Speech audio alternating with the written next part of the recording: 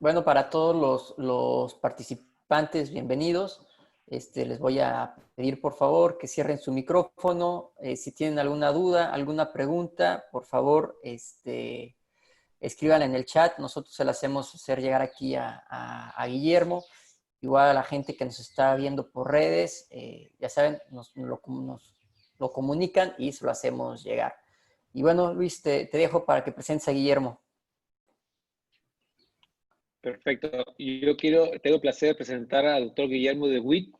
Él es cirujano oftalmólogo subespecialista en córnea, cirugía refractiva y microcirugía de segmento anterior, y es médico adscrito del servicio de córnea del Instituto para Evitar la Ceguera de la PEC. Guillermo, muchas gracias por la invitación y bueno, estamos todos acá escuchándote. Gracias. Quiero agradecer a Oftalmo Salud, al doctor Morín. Me gusta mucho el tema que hemos escogido porque aparte combina, yo creo, lo que más acerca córnea y segmento anterior actualmente son las cirugías de superficie posterior de córnea. Y bueno, creo que vamos a poder empatar en muchas cosas.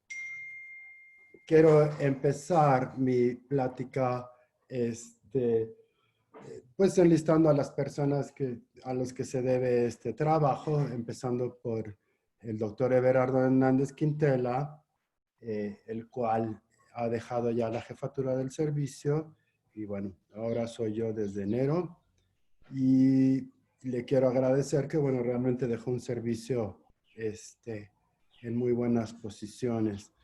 El doctor Guillermo Rocha, que muchos de ustedes conocen, que nos dio también un curso de hands-on de técnica tipo DISEC MELES, o sea, no automatizada.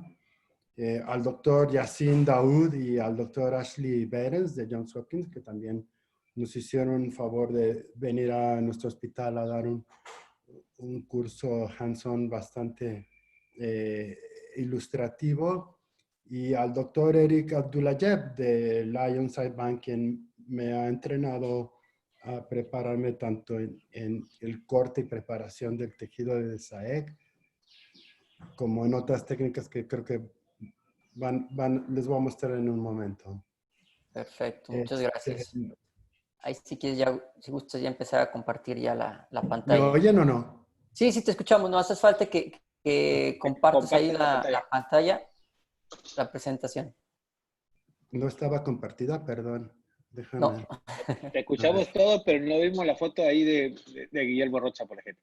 No le saqué foto, no se preocupen. Pero Ya está bien.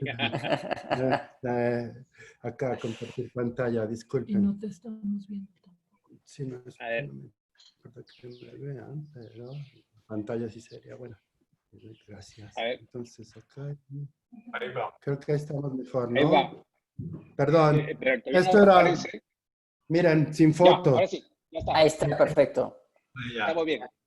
Sin fotos. Tenemos a los doctores nada más, ¿sí? Bien. ¿Y cómo avanzo con esto? Vale, ¿cómo avanzo en esta? Abajo, a la izquierda, las flechitas. Ya, Esto. perdón. Listo. Ahí está. Y de ahí se activa. Bien. Y aunque el tema que vamos a tocar hoy tiene que ver con DESAEC, en ciertas zonas se empata con DIMEC. Mi intención va a ser describir básicamente lo que es la técnica de DESAEC. También tratar de definir las condiciones con las que... Exactamente. Perdón, ¿oigo a alguien hablando? Las condiciones a las cuales caracterizamos como alto riesgo y después presentaré la experiencia de nuestro hospital. Entonces, en la actualidad, en las técnicas de reemplazo de tejido endotelial, tenemos básicamente dos vertientes. El DIMEC y sus variaciones como PIDEC, que es con capa de DUA, HemiDIMEC si está separado y etc. Y DESAEC, que es la capa con un tejido estromal y es lo que es nuestro tema principal hoy. Sin embargo, aunque estas técnicas empatan en ciertos sitios, es importante cuando las comparamos poner cierta perspectiva. Normalmente las series de DMEC muestran mejores agudezas visuales y obviamente la córnea después de un DMEC queda estructuralmente mejor que un DESAEC, pero no hay que olvidar que la mayoría de los pacientes que hacen un DMEC no tienen una comorbilidad ocular, son pacientes realmente sanos y normalmente los DMEC se hacen en estadios más tempranos. En nuestro medio, creo yo, el DESAEC es el estándar de oro hoy por hoy. Entonces, es la elección para pacientes con disfunción endotelial de cualquier población. Realmente, como es una incisión pequeña, el asunto de la anestesia puede ser librada con una anestesia, hasta una buena sedación con anestesia tópica. En esta técnica la idea es implantar una lamela delgada de estroma posterior, obviamente con su membrana de endotelio. Dentro de las variedades que tenemos está el ultrafin, por ejemplo, cuando el corte es menor a 100 micras. ¿Esto por qué es importante? Pues bueno, porque en equivalencia al DMEC, mientras menos grosores tenemos en esta lamela, las calidades ópticas serán mejores. ¿Sí? Y bueno, no está indicado en pacientes con endotelio sano, obviamente, o patologías de otras capas de la córnea.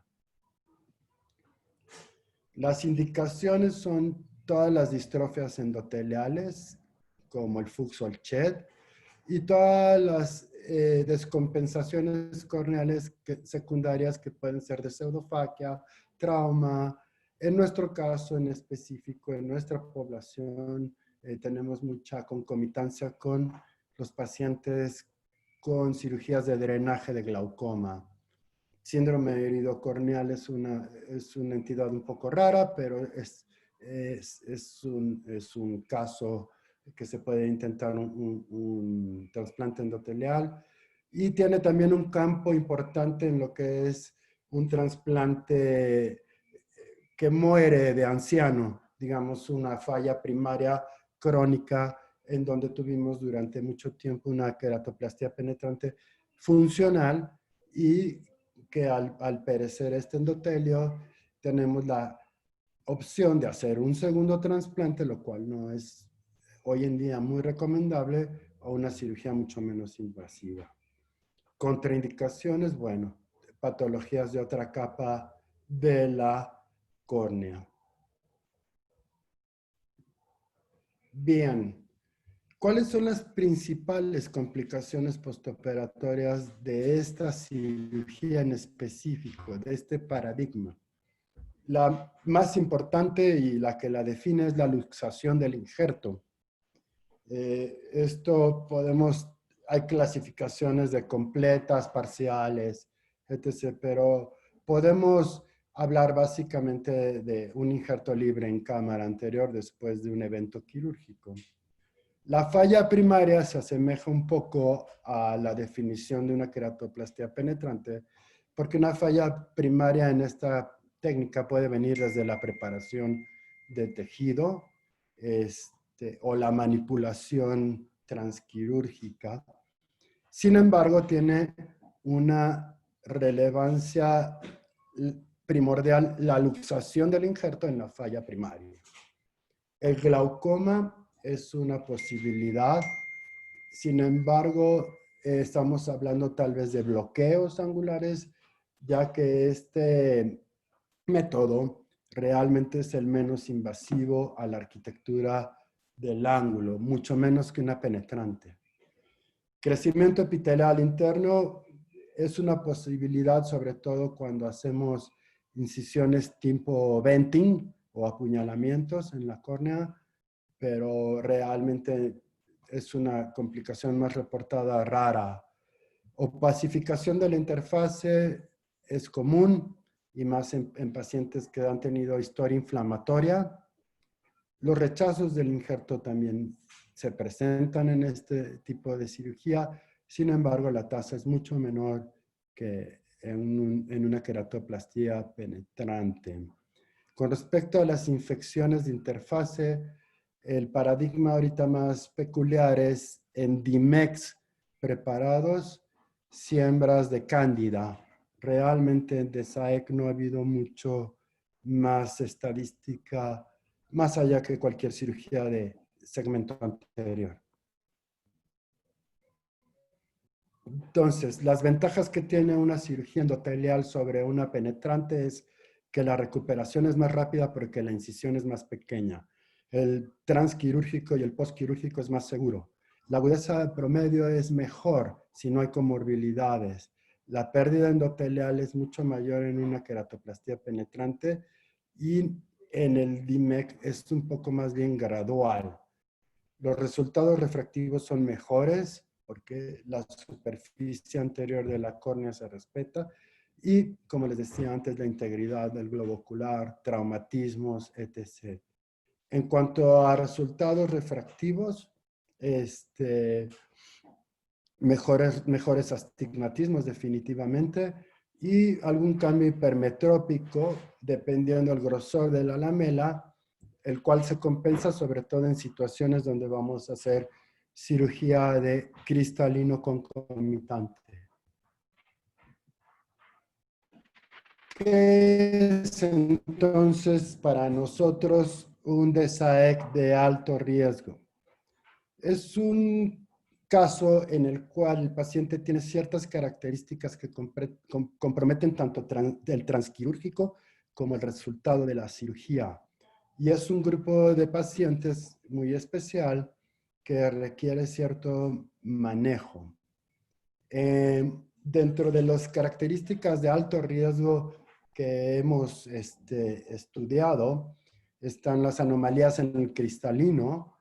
La faquia en esta cirugía es algo que valdría la pena componer y eso puede requerir lentes transfictivos, etc. Pero bueno, la faquia per se es un factor de riesgo. Un lío luxado. Muchos de estos pacientes son pacientes que operó otro médico y aunque vemos una cirugía básicamente bien hecha, muchas veces tenemos inestabilidades del complejo lente bolsa que no habíamos tomado en cuenta y que son sorpresas. Cámaras anteriores pequeñas o anormales, ya sean muy pequeñas o muy grandes, en general las cámaras pequeñas dificultan las maniobras. Sin embargo, la mayoría de estas maniobras ya son con el endotelio retirado o por retirar un endotelio. Entonces, ese paradigma con el tiempo se va solucionando. Sinequias anteriores, muchas veces hay que reconstruir. Lentes de cámara anterior, hay que valorar si son pacientes áfacos con un buen lente de cámara anterior que lleva años ahí, que ha funcionado bien. Nuestra idea es normalmente no retirarlo y más bien hacer un DESAEC con el lente de cámara anterior. Prolapso de vitrio es un gran problema transoperatorio, ya que es una de las principales situaciones que nos impide formar una burbuja o un tamponade. Las cámaras profundas o diámetros APs aumentados tienen el reto de cualquier cirugía de segmento anterior que todos conocen y muchas veces de estos casos tienen una cirugía de catarata concomitante, entonces hay que hacer también una cirugía a veces de catarata reto. Una vitrectomía previa también es una situación a considerar, ya que es muy difícil también considerar que estos pacientes vamos a lograr un tamponade. Anomalías pupilares, efectos de iris, aniridia traumática, todas estas situaciones de iris hay que sopesar la posibilidad de reconstruirlas si es que vale la pena. Es importante recordar que los sangrados en esta cirugía pueden complicar mucho, ¿sí? Pero hay situaciones donde vale la pena reparar algo del iris en un tiempo concomitante. En nuestro campo lo más común son cirugía de glaucoma previa o fallas previas de trasplantes corneales. Y estos también son considerados un reto. La cirugía de glaucoma y más los tubos son considerados una dificultad técnica para realizar un tamponaje, así como un factor de mala supervivencia para el paciente. Platicaré de esto después. Queratoplastia penetrante, los pacientes con riesgo inmunológico o fallas endoteliales previas también son un grupo de alto riesgo y lo vamos a discutir. Vamos a hablar de la revisión bibliográfica. Este es un grupo que estudia la asociación de un mal pronóstico entre un DSAEC y un paciente con historial de glaucoma. Y bueno, entre otras cosas, ellos notan una tasa muy alta de desprendimiento para reburbujear y un fenómeno en la Kaplan-Meier que pueden ver ustedes más bien de una pérdida tardía, sobre todo en los pacientes que tienen tubos. ¿Correcto? En este mismo estudio, esta es la radiografía un poco de porque la dislocación del tejido fue más común en los pacientes que tenían trabeculectomía que, por ejemplo, en la trabeculectomía y tubo. Sin embargo, con el tiempo, los pacientes que tuvieron tubo fueron los que fueron muriendo. Sobrevivieron la falla primaria y conforme pasó el tiempo, más bien fueron los que se volvieron de riesgo. Las conclusiones de este estudio es que existe una incidencia significativa en la luxación del injerto y la falla del injerto después de DSAEC en ojos con cirugía previa de glaucoma. Son pacientes que tienen malas agudezas visuales porque tienen ojos glaucomatosos y aparte ojos glaucomatosos que normalmente ya tienen varias cirugías.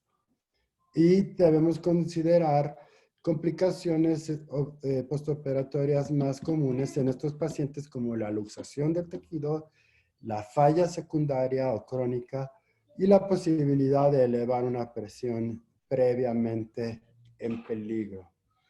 Lo que muchos autores actualmente consideran es que aún un tubo bien puesto es un factor de riesgo en un paciente con cualquier cirugía endotelial, ya sea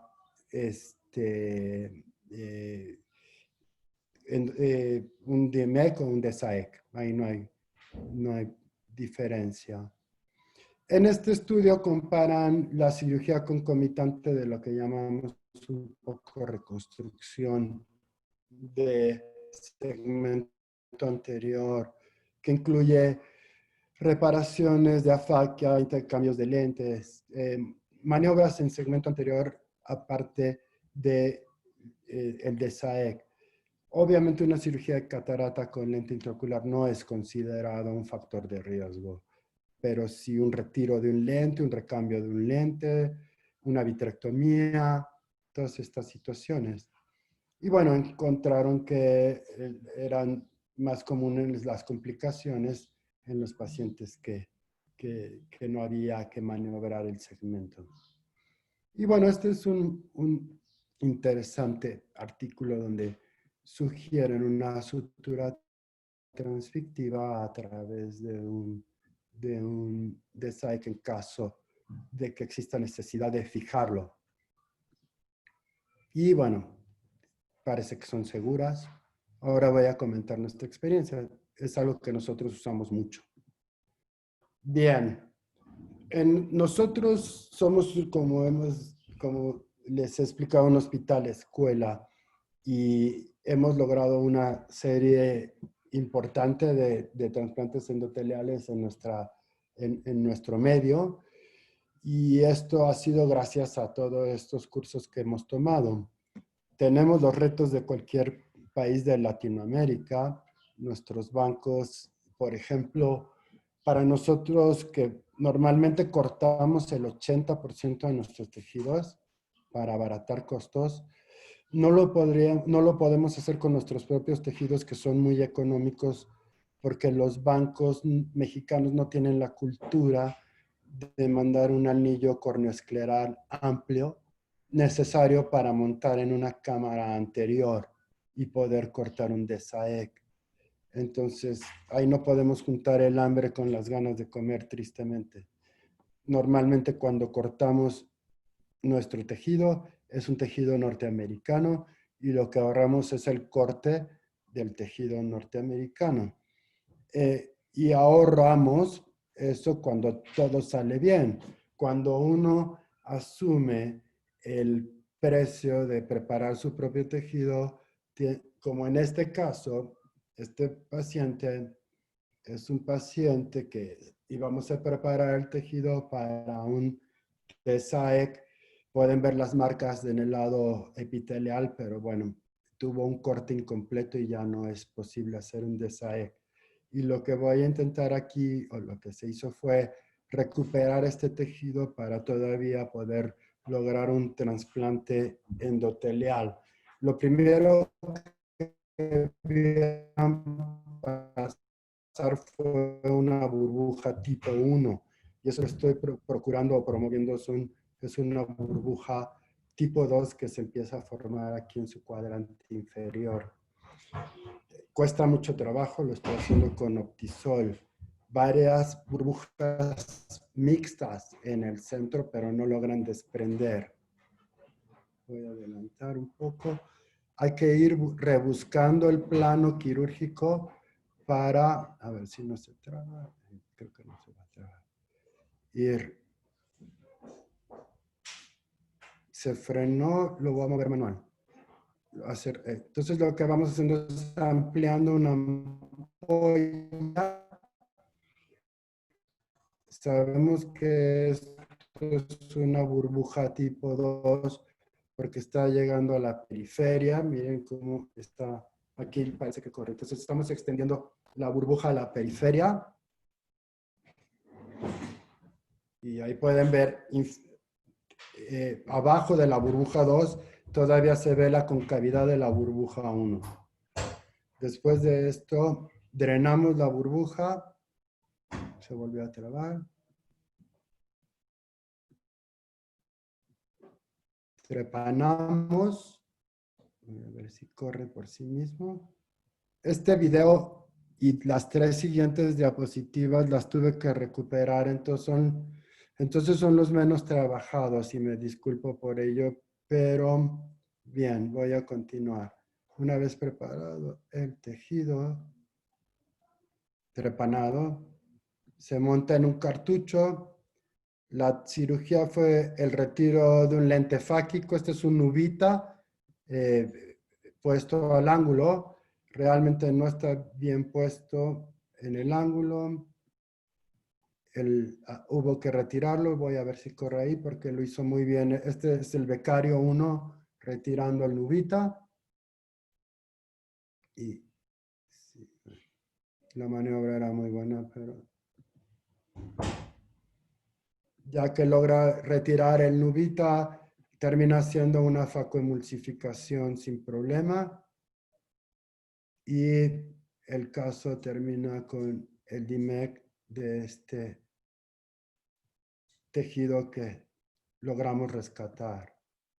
La plática no es de DIMEC, pero es lo que pasa en nuestro hospital cuando tenemos un accidente cortando una córnea.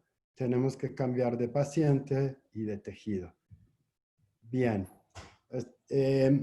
Estos son nuestros datos demográficos. Aquí pido la disculpa porque, les repito, esto lo tuve que bajar de nuestra comunicación personal con los residentes. Entonces, el promedio de edad de nuestros pacientes es 64 años, más varones que mujeres.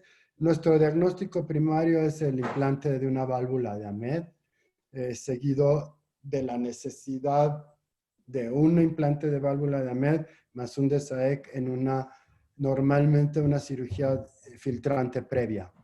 También trasplantes previos, DESAEX previos, DIMEX previos, 3 retiros de lentes fáquicos y 2/3 de las cirugías fueron hechas por un cirujano formado y 1/3 por los becarios. Normalmente serían segundo año. También esta es estadística APEC. Nuestro peor grupo fue el de trasplantes previos, en donde tuvimos 6 pérdidas primarias, pero aparte fue donde tuvimos más secundarias. Yo pensé que iba a ser en el grupo de tubos, pero realmente la supervivencia en tubos no fue tan mala. Y tampoco en combinado con tubo. Los retiros de cámara anterior en general estuvieron ahí. Depende un poco de la maniobra y el retiro.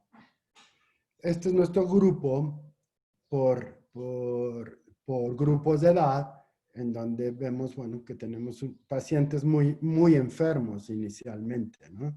Y aunque sí hay grupos que mejoran, y esto puede tomarse como una mejoría, tener menos de baja visión, porque se están moviendo hacia el grupo de mejor visión, pero realmente son pocos los pacientes que ven bien y la mayoría de nuestros pacientes tienen, como observan, comorbilidades.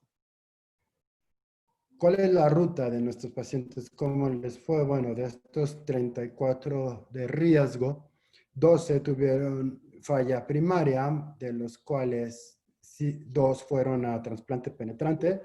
Uno tuvo un postoperatorio funesto, hasta terminó con anticuerpos positivos a tuberculosis, tuvo una uveitis, fue un caso terrible, acabó en una K-Pro. 9 pacientes decidieron no hacer nada más. De los pacientes dislocados,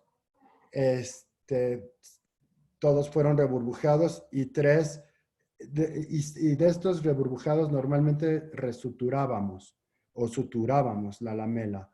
3 funcionaron y 3 no. De los exitosos, 14, y las fallas secundarias fueron un DSAE que ya tenía uno previo y uno en un paciente que acabó en QPP. Bien. Nuestras Kaplan-Meier, como les decía, nuestro peor grupo, el de trasplante previo. Los tubos no les fue tan mal, sobre todo cuando los hacíamos concomitantemente, el retiro de lentes.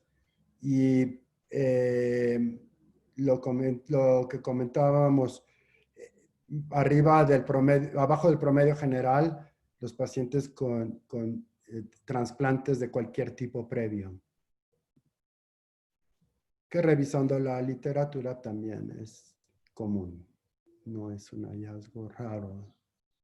Este es un caso clínico característico de nuestro hospital. Es un paciente de 50 años que viene de otro sitio, es comerciante y tiene baja de visión de 1 año de evolución en el ojo izquierdo, es diabético,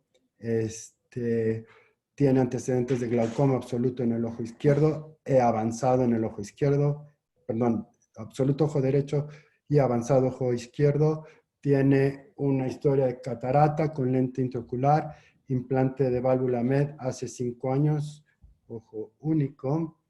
Este es el ojo derecho, una hermosa córnea, un hermoso segmento anterior, pero no percibe luz. Y el ojo funcional es queratopatía todavía nobulosa, un edema que ya le ha bajado la visión lo suficiente para comprometerlo a movimiento de manos. En la ecografía podemos ver el implante valvular, perdón, me adelanté, y el polo posterior normal con el aumento de la excavación del nervio óptico. En el OCT podemos ver una córnea engrosada en los rangos de los 770, 80. Sin embargo, no hay tanta fibrosis. El problema parece más una fibrosis subepitelar anterior. Por lo que decidimos hacer de SAEC y entró al grupo de alto riesgo. Esta es la becaria Cristal, que ahora es B2. La doctora es muy buena. Esta es de sus últimas cirugías de B1. Quiero hacer notar la planeación de las incisiones. Pintamos la primaria grande, 2 secundarias, donde vamos a hacer nuestras maniobras secundarias, y aparentemente quedó muy bien con esquivando nuestras inequias. Cuando tenemos un epitelio así de hipertrófico, como veíamos en el OCT, podemos considerar retirarlo porque, aparte que seguramente lo vamos a perder durante la cirugía, nos va a dejar visualizar más. Aquí la doctora está corrigiendo el tubo valvular, ¿sí? Por las mismas incisiones, entregando. ¿Sí? Y ahora empieza a hacer su descemetorrexis. Pueden ver peculiarmente cómo el daño endotelial, la tinción es más en la periferia, a pesar de que el tubo, vieron la extensión del tubo, llevaba prácticamente al eje visual. Realmente el edema central no es tan importante como el periférico o la lesión en el endotelio. Aquí se ve más al hacer el desprendimiento de Descemet. Hoy en día estamos haciendo la maniobra, todas las maniobras intracamerulares con viscoelástico. De cámara, en la mayoría de los casos hacemos Busin. Muchos cirujanos hacen sus propias variaciones, pero realmente el mantenedor de cámara anterior solo lo estamos usando para la entrega del tejido. Aquí pueden ver muy bien un tejido precortado y preestampado, lo cual, pues bueno, permite mucha seguridad. Este es el sistema de Busin, donde tenemos un glider. Nosotros utilizamos una pinza de retina y el mantenedor de cámara realmente solo es útil para ese momento, sobre todo que no queremos tener viscoelástico en el momento de la lamela para que no quede en la interfase, ya que esto puede ser una causa de desprendimiento. Hacemos hermético otra vez nuestro ojo. Este ojo que tiene una válvula es muy difícil que logremos tener una neumatización consistente y constante, por lo que vamos a poner también una sutura transfictiva. Bien, este es el video. Una vez el tejido puesto en la situación de que queremos, burbujeamos. Perdón, este es el postoperatorio.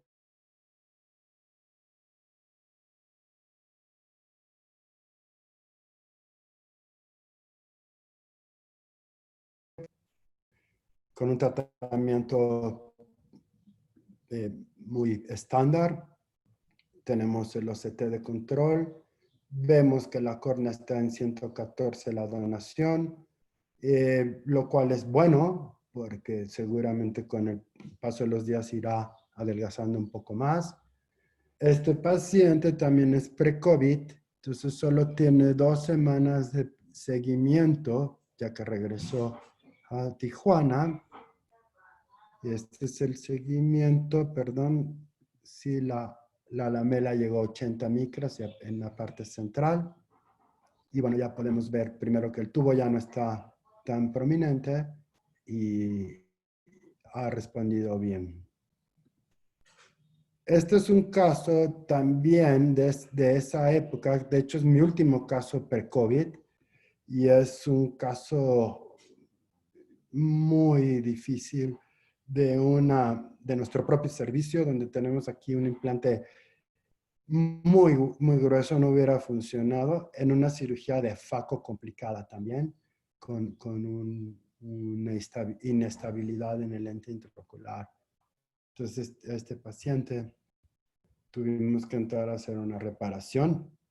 Primero tuvimos que explorar qué tan entrampado estaba el lente. Aquí podemos ver para empezar una banda vítrea encarcerada a la herida. Y por más que tratamos de movilizar, no hay manera de visualizar la segunda óptica del lente. ¿Correcto? Y es claro que el lente está entrampado, por lo que decidimos ya no hacer más maniobras y tratamos de rescatar este lente a una posición más, más anatómica. Se volvió a, no va a mover, a ver si corre solo. Bien, sí, perfecto, ya no moví nada. Bien, entonces una vitrectomía anterior. Y bueno, esto es algo importante. Me da pauta. Cuando vemos las series de Dimex son ojos muy bonitos, no son estos ojos. Si alguien de ustedes ha tenido la oportunidad de estar en Rotterdam, en la clínica del doctor Meles, ni siquiera tienen un faco. Ellos solo hacen DIMEC y solo DIMEC, ni siquiera hacen cirugía de catarata. ¿Correcto? Entonces, es un bonito sueño dedicarse a hacer DIMEC, pero no creo que sea nuestro medio. Sí. Una vez que la vitrectomía está terminada, ¿sí? Tratamos de reposicionar ese lente. Vemos que tiene un muy buen remanente, simplemente no estaba en posición.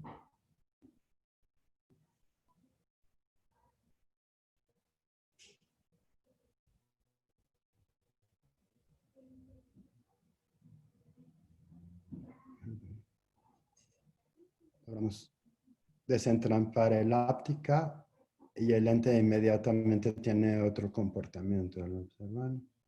Bien, aquí todavía estamos decidiendo si podemos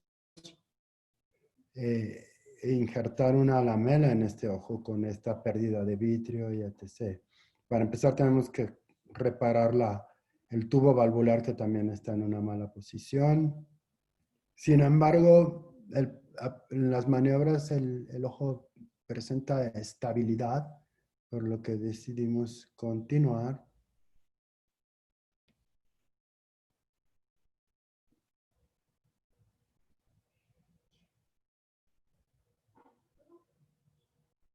Ahí ponemos un poquito de aire en la cámara anterior, así con un poquito de aire con mucho miedo.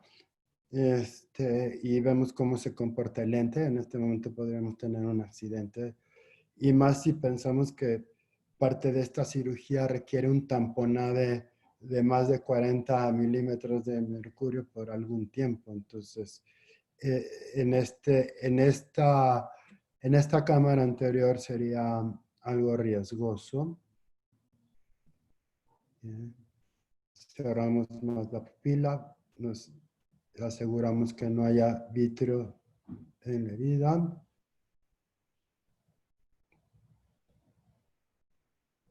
Aquí vamos a ver nuestro tejido. Y otra manera de entregarlo. En esta ocasión va a ser similar a como se haría con una pinza Charlie, pero en sentido contrario. Igual, desalojamos nuestro tejido, hacemos una quesadilla y entregamos. En este ojo no queremos ni un mantenedor de cámara anterior siquiera.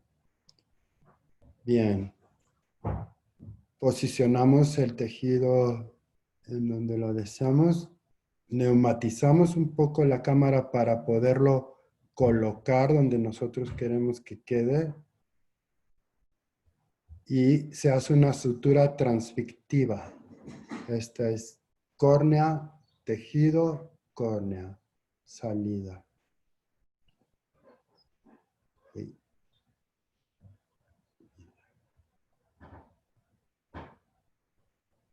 Y esto es una técnica que, sobre todo, una vez ya, diría yo, hecha la curva de aprendizaje, nos ha ayudado mucho.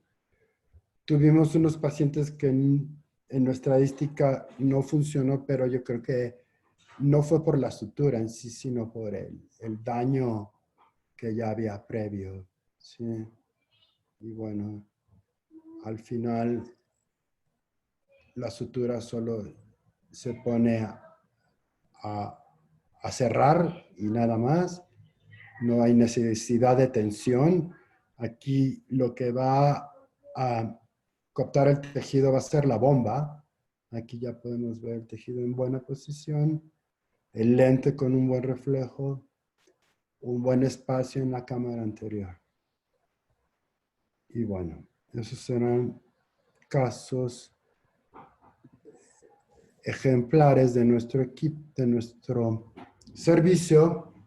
En conclusiones, quiero decir que los lentes de cámara anterior, la fascia, las cámaras estrechas, una historia de vitrectomía previa o cirugías filtrantes deben ser considerados de alto riesgo o pacientes que van a requerir maniobras más allá de un DSAEC.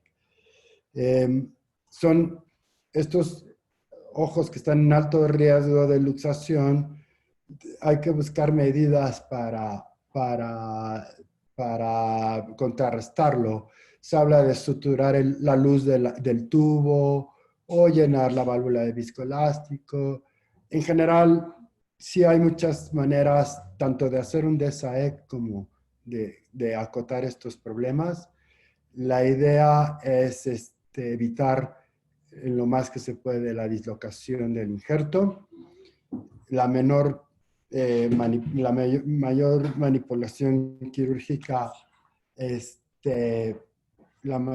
manipulación quirúrgica, ¿cómo prendo la cámara?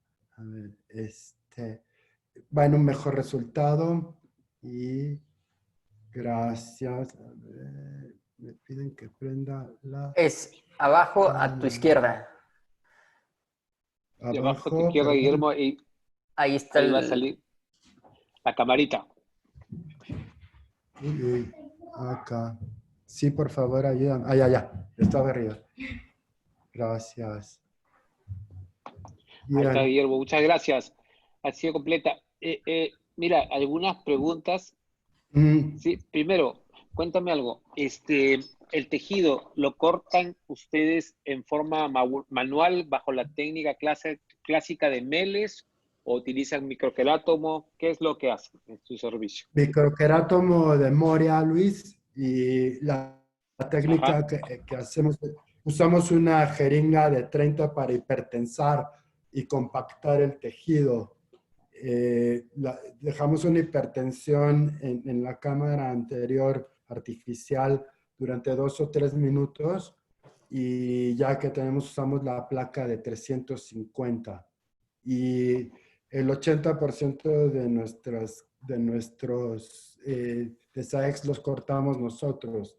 Hemos pasado porque solo corte una persona. Es peculiar. Ahora César, el becario de ahorita, le encanta él hacerlo. Hay gente que prefiere evitar ese riesgo. Yo cuando lo discuto con César es de una ciudad de Mexicali y le digo, bueno, yo no entiendo por qué te quieres entrenar en cortar un tejido cuando nunca vas a cortar un tejido en Mexicali, vas a recibir tejidos precortados, ¿sí? Ah, Entonces, es un poco ese paradigma. Y bueno, también tú pides una córnea al extranjero y te cuesta $1,500 y la cortas y la destruyes. La otra opción es que sí. te pagues $2,500 y que si la cortan y la destruyen te hablan y te dicen, uy, cortamos su córnea y todos son amigos. ¿Sí? Nadie Ujú, paga ujú. nada. Pero Guillermo, bueno, una pregunta. sí. Una pregunta. Cuando estás haciendo el corte, ¿qué presión usas? Arriba de 40. Arriba de 40. Tratamos de hipertensar el ojo a tocarlo duro, duro, duro, duro. Retiras el epitelio y aparte tú sigues viendo cómo el líquido sigue transudando a través de esa córnea dada la hipertensión.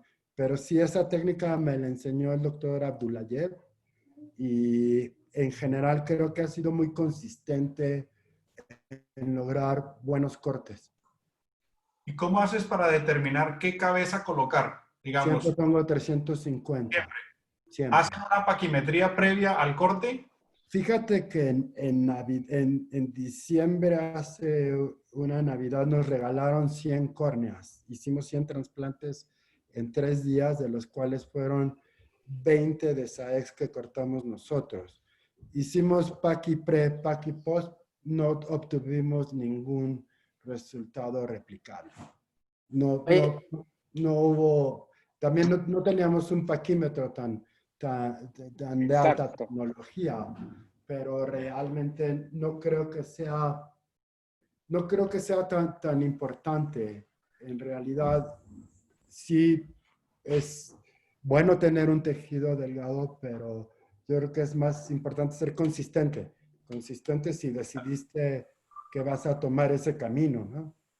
Ahora, Yo- otra pregunta. ¿Qué tan viejas son tus córneas? ¿Qué tanto tiempo hay desde el fallecimiento hasta el momento en que la cortan?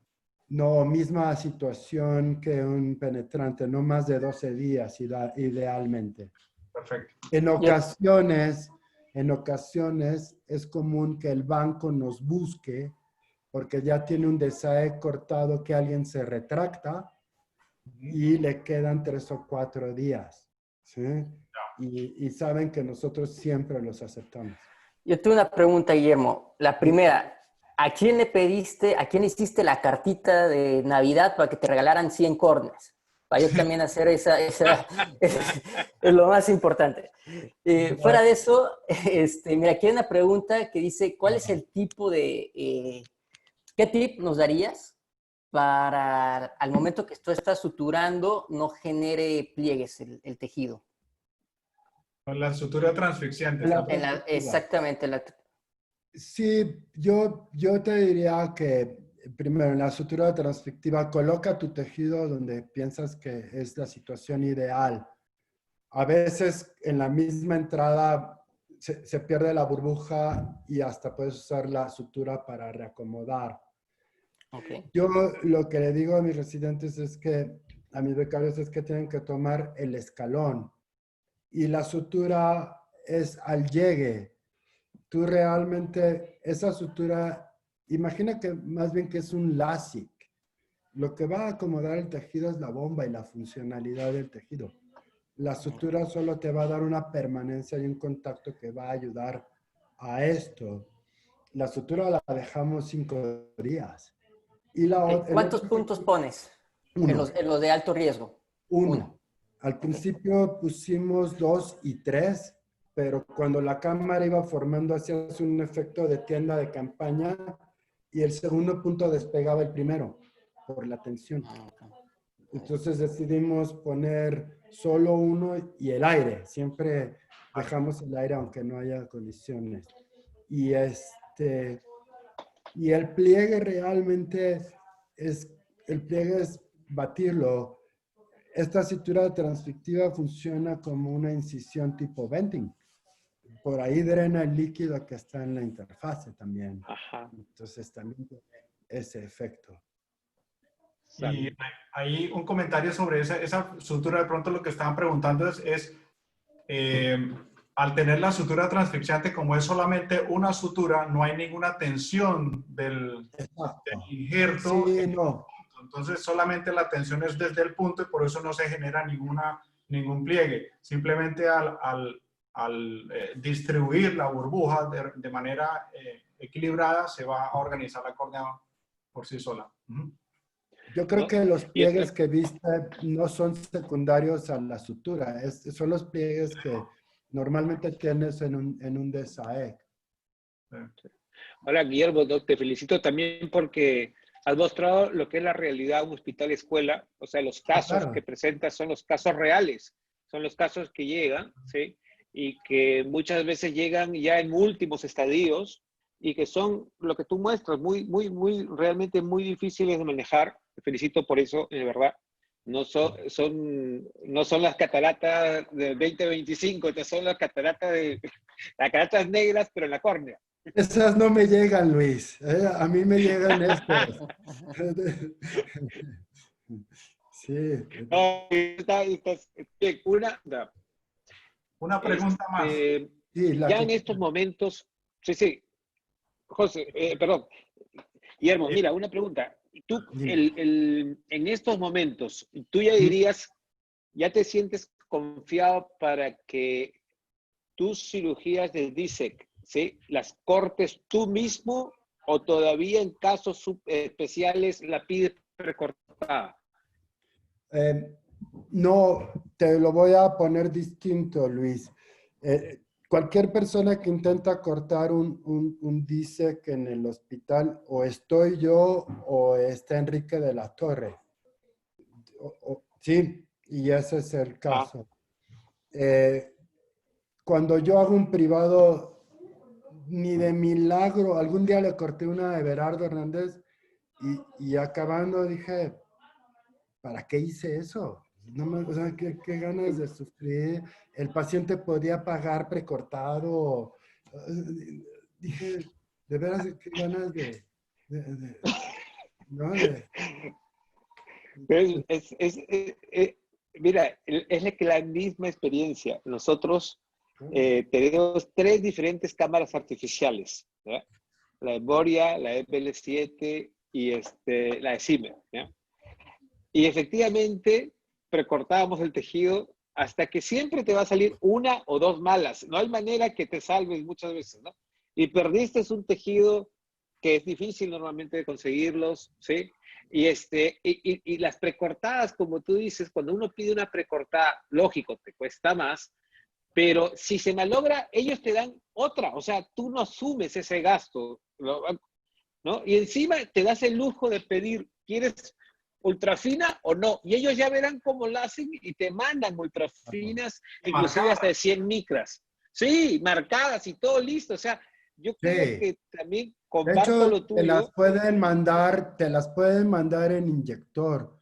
Yo ya puse un par en el glider.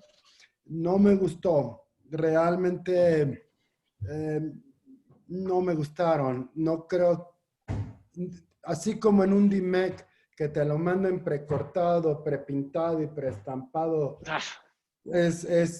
o mejor ni lo hagas, ¿sí? El de SAEC, eso, yo creo que el corte del microquerátomo fue el boom de esta cirugía, porque para empezar, empezaron a cortarla técnicos. Y yo me acuerdo en la academia pasada que me metí a una de técnicos, bueno, de este tema en ASCARS, que hay poco, y estaba Price ahí y arrogantemente le dije, ¿y tú crees que un técnico corta mejor que un corneólogo? Me dijo, claro, estos veces cortan 30 al día. Claro. No hay manera que compitas con ellos. No hay forma de competir. Tienen impresión que tú tienes de cirujano. Total. Sí, y eso es mucha gente ahorita que nos está escuchando son gente especializada en córneas, a la gran mayoría, cuando ven estos temas, ¿sí? Y yo creo que es un buen consejo, o sea, si tienen ese paciente que es difícil porque por algo le están haciendo un DISEC, ¿sí? Muchas veces la gente que hace DISEC y DIMEC elige el paciente para DISEC, es un paciente complicado, como tú muestras, post-glaucoma, post-tubo. ¿Para qué voy a querer una complicación más, que es mi misma curva de querer hacer un corte? Totalmente. Sí, esos pacientes son complicados, tienes que evitar la complicación, más complicación. Pregunta, usualmente me entienden acá, a ver, ya tú dijiste que un solo punto, sí, que colocas, sí. Mientras tanto voy preguntando yo. Dale. ¿Ha cambiado el diámetro de tu injerto O sea, pudiste haber empezado con 7.5, 7.75. ¿En qué? No, José, más bien medimos porque también en eso somos muy distintos. Nuestros diámetros son más pequeños y muchos de los pacientes tienen más bien cámaras anteriores estrechas, inequeadas, tubos. Sí, por eso el DESAEC prefiero que me lo manden precortado, pero la trepanación la hago yo con base quirúrgico. Por eso, como viste en el primer caso, vimos dónde estaba la sinergia, vimos dónde íbamos a entrar, por dónde era el sitio más ergonómico para colocar. Y eso es también muy padre de DISEC, que puedes cambiar tu técnica de zurda a derecha, de arriba a abajo, usar inyector, no usar inyector.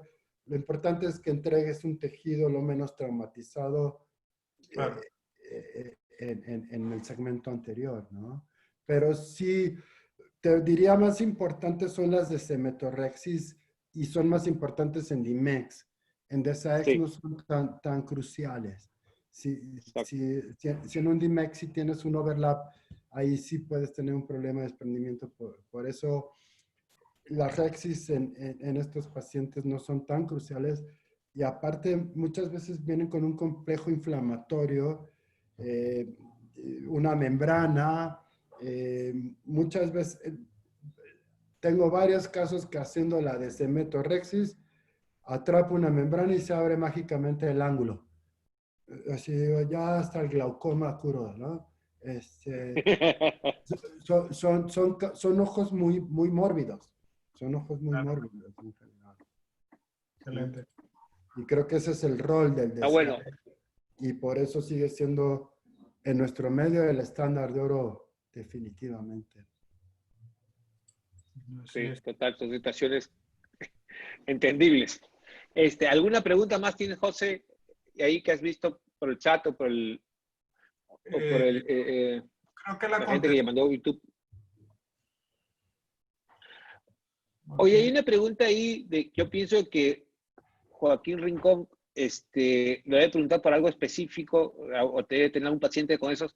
Guillermo, Memo, ¿tienes algún caso de endocompensación corneal por mitomicina C, por ejemplo, o que sospeches por mitomicina C por alguna cirugía filtrante? ¿Se haría algo diferente? No realmente, Luis, ahorita que lo mencionas, o no algo que haya acabado en un endotelial. Tal vez estos casos más bien acabaron en penetrantes, ¿sí? Temas inflamatorios, no, tenemos pacientes de uveitis, pero vaya, el rango del inflamatorio te diría más bien el paciente con rechazos previos es más nuestro ejemplo característico, ¿no? Pero si no visualizo ese caso. Estuvimos discutiendo aplicaciones así como peculiares, ¿no? Has visto hacer un DIMEC en un hidrops, ¿no? Nosotros suturamos mucho nuestros hidrops, sobre todo cuando ya tienen cavitaciones y dobles cámaras. Sí. Vamos directo a la sutura. El otro día hicimos, en esta pandemia, llevamos como 3 esclerocorneales con injertos, con amputaciones de segmento y que están funcionales y decimos, ¿qué va a pasar después? Decimos, ¿te imaginas hacerle un DIMEC a una córnea esclerocorneal que sí funcionó, pero después se está muriendo y rescatarla? Vaya. No sé, Luis, también vemos las series internacionales y también son volúmenes muchos más altos que los que nosotros manejamos. En ese sentido, ¿Cuántos? Mira, acá hay una pregunta de Luis Miguel Girón. Me dice, ¿cuántos tú crees, qué número vendrían a ser o cuál es cuál es la curva de aprendizaje? Espérate. No, ¿con cuántos casos se da una curva de aprendizaje tú en la enseñanza que tienes con los becarios? ¿Tú crees que cuántos casos de DISEC podrían ellos tener más confianza para realizarse ellos mismos? creo que es una excelente pregunta y Y camina con la introducción cuando agradecí a Vicente porque para mí esta cirugía junta segmento anterior. Obviamente tiene que haber tiene que ser un becario de córnea de los que son muy buenos ya en segmento anterior. ¿Sí? Pero para mi sorpresa yo no creo que sean tantos casos realmente. Yo diría con 10 bien escogidos, bien tutoreado y sobre todo saber manejo de complicaciones, porque es más importante cuando reburbujeas, cuando no, todas estas situaciones. Pero creo que es muy buena pregunta. No es una curva muy grande. Nosotros lo que hacemos en el hospital es que realmente es algo que tratamos que esté en manos de los becarios. No, nadie quiere tener 10,000, o sea, eso creo que es algo que normalmente un becario de primer año saldría con unos 6, 7 casos interesantes de DSAE que él ha hecho. ¿Sí? Y creo que es más que suficiente. También luego llegan a un sitio. Pasa aquí que no sea, de menos en la Ciudad de México no hay FUCS. O sea, no hay FUCS, el cuadro característico de un FUCS, de una persona de que a los 40, 45, 50 años ya tiene sintomatología en las noches por glistening más que por edema. Porque si tú te fijas, esos son los que se operan de DIMEC en las series europeas. Esos son ojos sanos. Claro, total. Se operan pacientes que ni siquiera tienen edema. Se operan por glistening. Sí. Entonces, Es cierto. No es nuestro paisaje para nada, ¿no? Totalmente diferente, sí.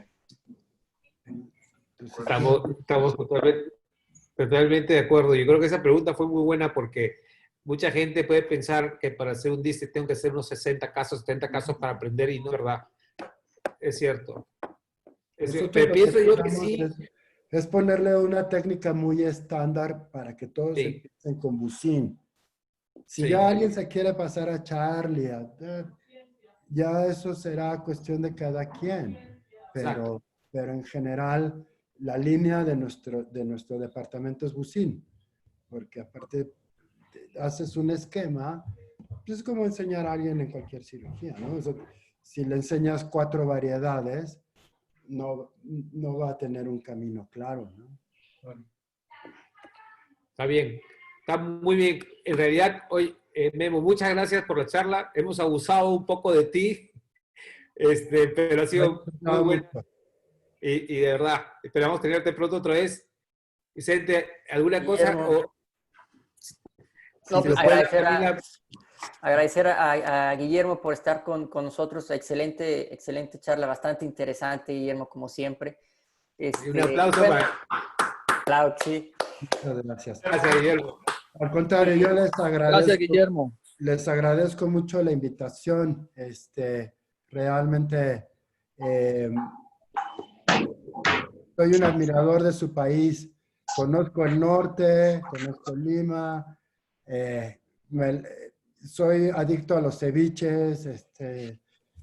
Me da mucho gusto estar en contacto con ustedes, muchachos. Gracias. Muchísimas gracias.